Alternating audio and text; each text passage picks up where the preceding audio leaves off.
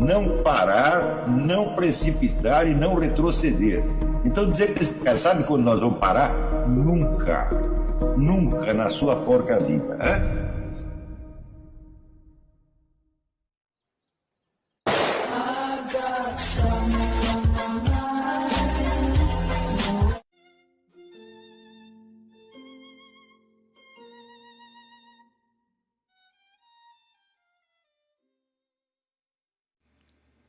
E aí pessoal, tranquilo?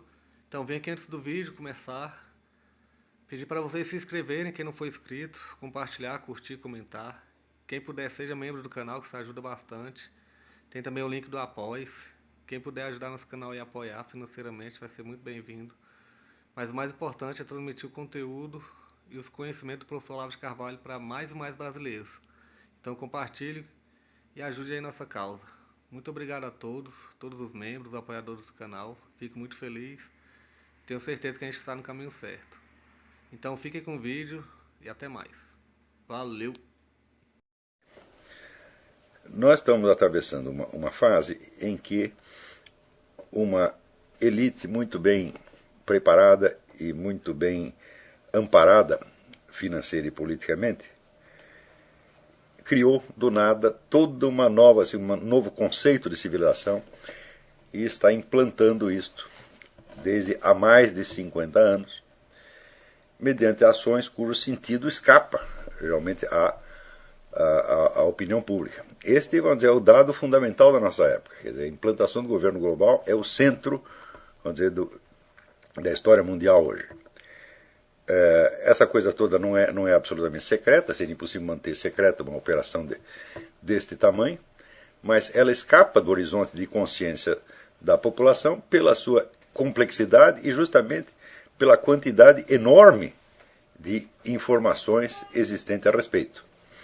Por exemplo, se você for ler vamos dizer, só o livro básico, vamos dizer, o que é o ABC da nova ordem mundial? É o livro do Carroll Quigley, Tragedy and Hope, que é um livro de 1.200 páginas. Que só existe em língua inglesa, que eu saiba não há tradução alguma. Né? Então, esse seria o começo, realmente é o ABC. Se você não lê o Tragedy and Hope, você não sabe o que está acontecendo. Né? Mas este é só o começo, não está tudo ali. A bibliografia existente a respeito hoje é imensa. Né? Então, por um lado é imensa e por outro lado é uma coisa que jamais já se chamou a atenção do grande público. Isso sempre ficou restrito à atenção de um pequeno círculo de estudiosos, seja aqueles que participam do próprio projeto, seja aqueles que se opõem ao projeto.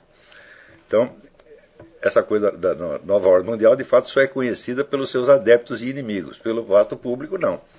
Né? É como se fosse uma luta de boxe num estádio vazio. Só tem lá os dois lutadores e respectivos empresários. Né?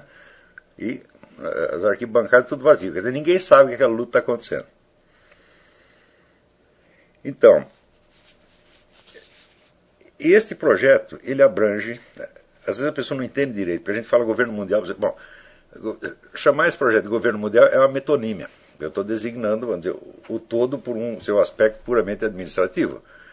Mas, quando você examina, por exemplo, o livro do Lee Penn, que se chama False Dawn, Falsa Aurora, que é sobre o projeto unificado, projeto de unificação das religiões, de criação de uma nova religião globalista, você vê que, na verdade, este é um projeto mais abrangente até do que o do governo mundial, mais abrangente, mais básico, mais fundamental e mais antigo. Quer dizer, o pessoal está trabalhando nisso há muitas décadas. E quando você vai ver o número e o tamanho das pessoas envolvidas, você vê que praticamente todos os presidentes americanos dos últimos 40 anos tiveram, de algum modo, metidos nisso. Todos eles. Tanto Clinton, quanto Bush, quanto o próprio Ronald Reagan e agora Obama. Todos eles estão metidos, colaboram de alguma maneira.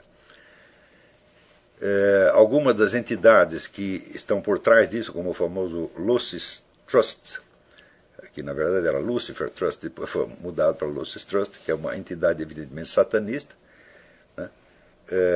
O atual presidente da Heritage Foundation, Edwin Follner, era membro da Lucis Trust. Quer dizer, o representante do que seria o pensamento conservador cristão hoje era um dos criadores da nova religião global. Por isso vocês têm ideia de até onde vai o envolvimento nisso. praticamente todos os grupos bilionários que controlam o sistema bancário, a indústria farmacêutica, petróleo, etc., estão todos metidos nisso. E realmente um projeto de você fundir, ele fazer um sincretismo e implantar uma nova religião mundial. A religião mundial, vamos dizer, que seria, a solução após um período de desespero causado pela voga ateística. Quer dizer, primeiro você espalha um ateísmo para todo lugar, a hora que o pessoal não aguenta mais, fala, não, vocês têm razão, né? Nós precisamos aqui pensar na salvação da alma, pensar no outro mundo e toma lá uma nova religião para você. Essa não é uma religião, é uma monstruosidade, quer dizer, é uma coisa assim espiritualmente abominável e intelectualmente desprezível. Mas, para massas que ignoram tudo a respeito de religiões comparadas, etc., vai ser até um projeto perfeitamente aceitável e vai parecer que é finalmente é um período de paz, aqui todos nós vamos dar as mãos, né? Aqui está lá o padre oficiando a missa junto com o monge budista, né? Com o médium espírita, né? Com o pajé índio, olha que beleza, é a paz universal, né? Quer dizer, é uma coisa evidentemente farsesca. Este projeto ele é até mais importante que o da nova ordem mundial, e ele vem sendo implantado assim a toque de caixa. E uma das etapas disso é tornar proibitivo o exercício das religiões anteriores, especialmente o cristianismo, né? E você favorecer, vamos dizer, a troca de religiões nos países. Quer dizer, se você tem uma maioria cristã aqui, você vai tentar islamizar todo mundo, né? E onde você tem, por exemplo, a maioria budista, você praticamente proíbe o budismo, como aconteceu no Tibete, né? Então, após esse período de opressão das religiões, vai haver uma substituição. Nietzsche já dizia, você não vence completamente, senão aquilo que você substitui. Quer dizer, não basta você derrubar o outro, você precisa tomar o lugar dele.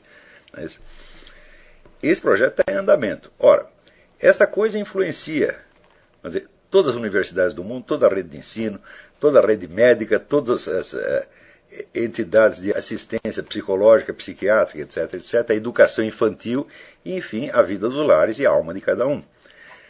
Muitas pessoas hoje, pessoas que estão entre 20 e 30 anos, têm a sua alma inteirinha formada à luz desses novos valores e símbolos, e elas não têm consciência. Mesmo quando elas estão contra isso, conscientemente não gostam, né? Não adianta você não gostar de uma coisa se a sua alma está viciada naquilo e, sobretudo, você não consegue conceber uma outra alternativa. Tá certo? Então, o nosso projeto aqui é de tentar tirar um certo número de pessoas dotadas, pessoas inteligentes e de boa índole, tentar tirá-las fora dessa nova cultura para que elas possam observar isto de fora e de cima e exercer ali uma análise crítica.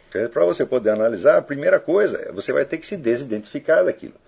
E isto é um trabalho não só de estudo, mas é um trabalho de autoconsciência, um trabalho de autoanálise e de autocrítica, por assim dizer, embora essa palavra tenha uma tradição abominável, né? Você vai ter que examinar a presença dessa cultura, não em torno, não no meio onde você está, mas na sua própria psique, ou seja, onde é que você está sendo moldado para agir desta maneira. Ora, um dos dados fundamentais da nova cultura de qualquer cultura, é o tipo de personalidade dominante. Não? Por exemplo, existe o famoso livro do David Riesman, A Multidão Solitária, que estuda a evolução da história social americana pela sucessão de 3 tipos de personalidade dominante. Não? Então, ele diz que durante o período colonial, a personalidade que era socialmente aprovada e que, portanto, tinha, vamos dizer, autoridade, tinha acesso aos melhores cargos, etc., etc., é o que ele chamaria um homem tradicionalista. Quer dizer, o sujeito que está apegado, vamos dizer, à religião dos antepassados, né, aos usos e costumes consagrados, etc., etc. Então, este é o sujeito que leva vantagem durante o período... Esse estudo se refere exclusivamente aos Estados Unidos, né? Durante o período colonial, era esta pessoa que, vamos dizer, representava a sociedade. Se você procurar os Founding Fathers, quase todos eles, com exceção de Franklin e Jefferson, pertenciam a esse tipo. Franklin e Jefferson eram tipos mais extravagantes e por isso mesmo às vezes suscitava alguma resistência em torno. Tá certo? Mas no meio de tantos, você ter dois excêntricos não é nada que abale as estruturas da instituição, né?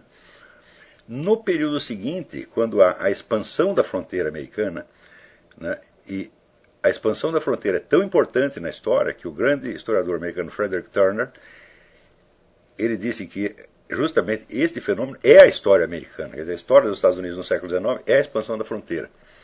Essa expansão é motivada, em primeiro lugar, é claro, pela simples necessidade de mais terra para plantio. Quer dizer, à medida que aumentava a população, você precisava mais terras, então eles iam avançando na conquista do território, né?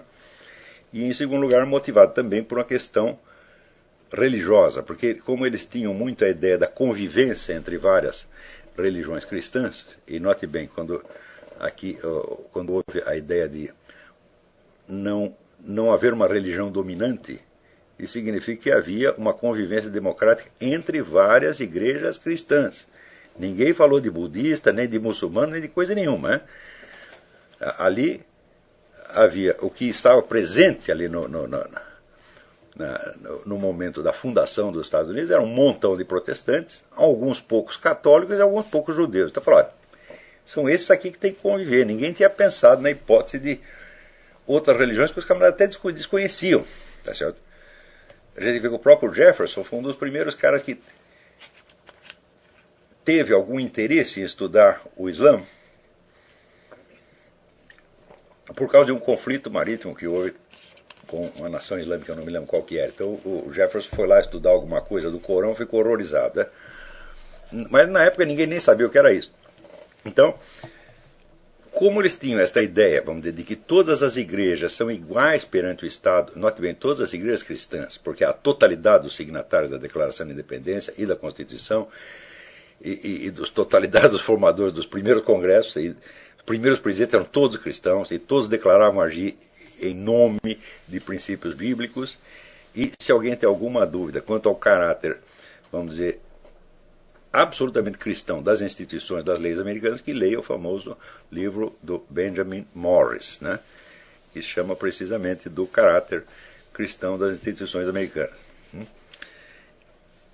Mas, sendo cristão, havendo uma uniformidade nesse sentido, havia uma grande diversidade das igrejas com suas respectivas teologias e interpretações bíblicas. Então havia a possibilidade de conflitos era muito grande, tá certo? Porém, como o Estado não queria jamais tomar partido de uma igreja em face da outra, então o resultado das igrejas tinham que resolver seus próprios conflitos. E a maneira mais certa de resolver o conflito não era uma combater a outra, mas quando uma igreja dominava uma certa área e surgia ali uma dissidência, essa dissidência não conseguia nem convencer a maioria e, vamos dizer, nem derrotar em alguma sua antagonista, que ela fazia, se retirava para outra parte do território e criava a sua própria cidade com os seus próprios costumes, etc. Isso é uma coisa que vigora até hoje, né? Vocês veem, o dono dessa rede Domino's Pizza, ele é um sujeito muito católico. Tá certo? E como ele não estava aí se sentindo muito bem no meio protestante, o que ele fez? Ele criou uma cidade católica, né? Isso aqui é muito comum, cidades que foram fundadas por líderes religiosos para acomodar o seu rebanho, por assim dizer, longe do conflito com uma outra igreja, né? Então, a expansão da fronteira, quer dizer, o avanço da civilização americana para o oeste, é a própria história americana no século XIX, né? Até recomendo a leitura do livro, é um clássico, do Frederick Turner, A Fronteira na História Americana, né?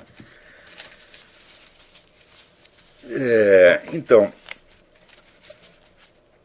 nesta altura, o que se torna dominante é um outro tipo de personalidade. Quer dizer, a nova situação social requer não um homem apegado às suas tradições e costumes, mas ao contrário, um sujeito que tem iniciativa e que será capaz de inovar, fazer uma coisa que os outros nunca fizeram. Então, aí que surge a ideia do self-made man. Quer dizer, o sujeito que mete as caras sozinho, onde ninguém queria ir. Não é isso? Existe aqui até um livro, um romance clássico aqui americano, Cimarron, da Edna Ferber, que é a história de um tipo desse. Eu recomendo que vocês leiam. só não é uma grande obra de literatura, mas é um documento interessante, né, sobre o tipo de sujeito assim, extravagante. Era um imigrante francês que mete as caras na corrida para o oeste e acaba desempenhando um papel ali importante na coisa. Assim como esse tipo, havia muitos outros. Esse tipo de gente era muito prezada. Então, quer dizer, um homem que tem iniciativa para fazer coisas que os outros nunca nem tinham pensado em fazer.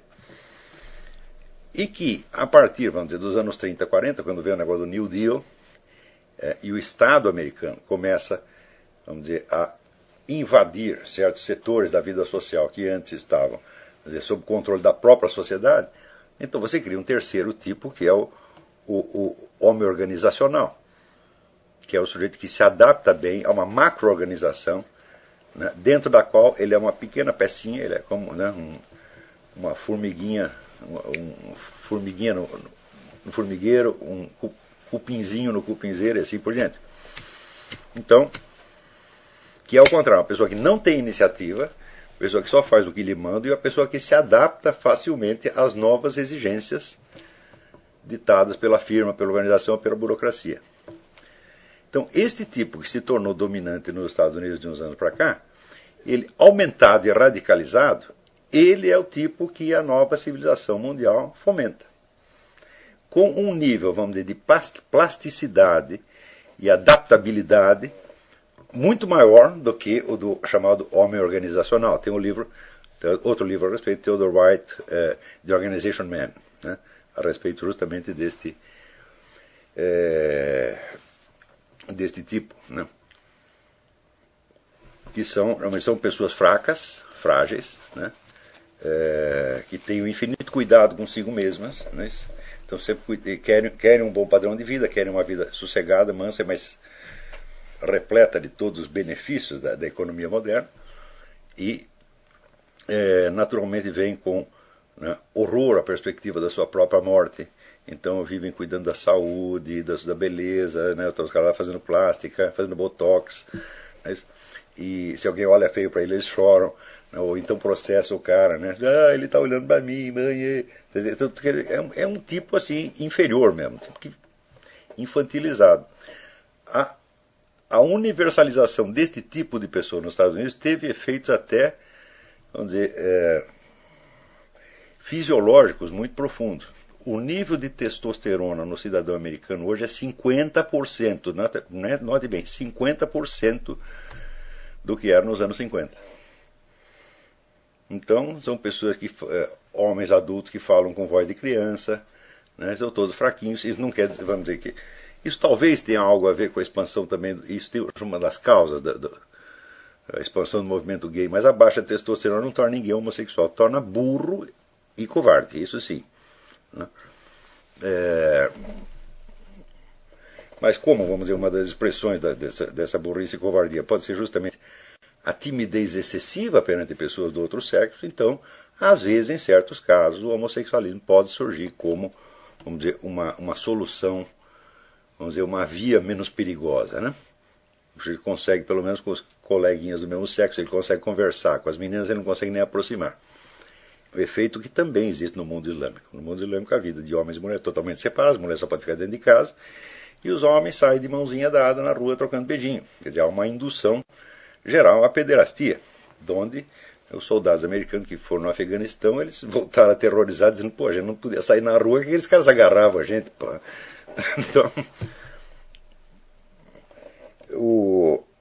Então, este novo tipo, que é um tipo, vamos dizer, plástico, adaptável, dócil, né, que sempre deseja estar de acordo com a maioria, sempre esse tipo que necessita da aprovação social como do ar que respira, ele contrasta em 180 graus com o tipo anterior, do self-made man. Né? É claro que neste meio, o tipo anterior, o self-made man, continua levando uma vantagem, porque ele é mais forte do que todos, mas ao mesmo tempo é possível que a desaprovação social em torno seja tão intensa que acabem por liquidar o sujeito ou marginalizá-lo completamente. Né? Eu imagino, por exemplo, como seria hoje, você vê que nos anos 40, 50 fazia muito sucesso aqui o Henry Miller, que era um sujeito que, além de ser um escritor cujos livros tinha uma trepada a cada 5 páginas, né? Que por assim dizer, um autor priápico, né? Ele não só era um homem priápico, mas é um autor priápico, né? E, parênteses, escritor maravilhoso, um dos grandes escritores da América, e que era um sujeito absolutamente extravagante na sua vida pessoal, e que pior, ele tinha, vamos dizer, uma sinceridade obscena em contar a sua vida, os seus pecados, sem enaltecê-los nem nada. Ele nem enaltecia e nem pedia desculpa, ele simplesmente contava: olha, eu fiz isso, mas aquilo, eu comi a mulher do fulano, tomei um dinheiro emprestado dele, não devolvi, ainda comi a mulher dele. Né? Ele conta essas coisas com uma candura, né? E fez um sucesso extraordinário. Eu imagino que nunca aconteceria hoje com Henry Miller. Né? Ninguém ia querer ler isso aí. Então, vamos dizer que se ele fosse um líder gay, podia ser, que a comunidade gay iria aprová-lo, né? Se você fizesse uma versão gay do Henry Miller, talvez fosse aprovado, mas mesmo assim diriam: não, ele carregou demais na obscenidade, é muito feio. A expressão cruzou os limites, passou dos limites, é a coisa que mais se vê na mídia americana. Não importa de que partido você seja, se você diz alguma coisa com intensidade demais, no dia seguinte sai no New York Times, no American Online, no US News, né? Assim, fulano passou dos limites. Quer dizer, você não pode ofender ninguém. Você não pode, e ofender não depende da sua intenção, depende da sensibilidade do outro.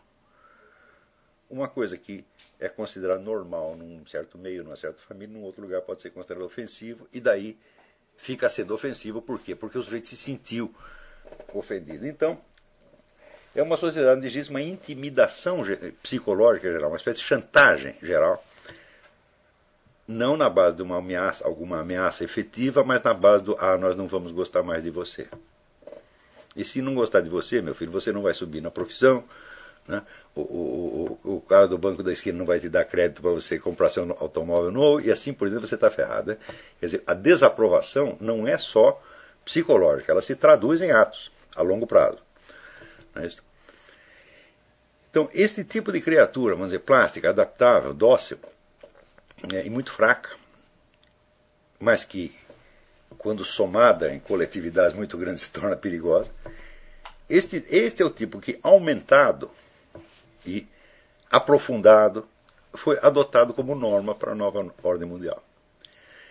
Dos traços de personalidade que são fomentados, o que é mais fomentado é a rápida adaptação a novos moldes de julgamento e conduta. Tão logo adotado nova norma, por uma elite determinar: agora tem que ser assim, né? Isso se espalha imediatamente pela mídia, porque houve uma concentração enorme dos meios de comunicação, foram todos comprados por meia dúzia de sujeitos, então você tem todos os jornais de repente se tornaram iguais, os canais de televisão também se tornaram iguais, né? E aquele que for diferente, então automaticamente fica com ar de coisa maluca. Né? Então, a velocidade da adaptação a essas mudanças culturais é considerado um traço importantíssimo, imprescindível. Ou seja, a total falta de caráter é o requisito fundamental para o bom cidadão da nova ordem mundial.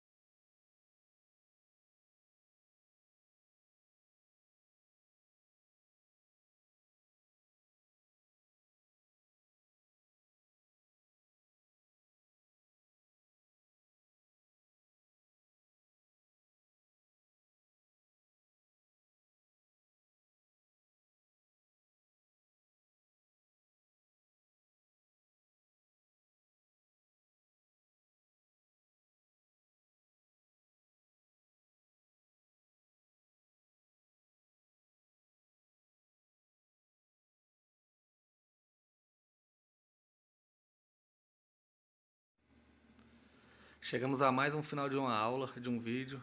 Espero que tenham gostado. Quem não se inscreveu ainda, se inscreva, compartilhe, comente. ajude o nosso canal, apoie, seja membro. E ajude o nosso canal a chegar a cada dia a mais brasileiros que precisam muito do conhecimento do professor Olavo de Carvalho. Então é isso aí, fique com Deus, até o próximo. Valeu! Então é isso aí, pessoal, que é o nosso canal, que são alguns livros que eu já li. A maioria foi doação, mas alguns eu adquiri, professor Olavo de Carvalho. Alguns livros se perderam aí que eu emprestei, professor Alexandre Costa, a Bíblia Sagrada. 10 lições sobre Karl Marx.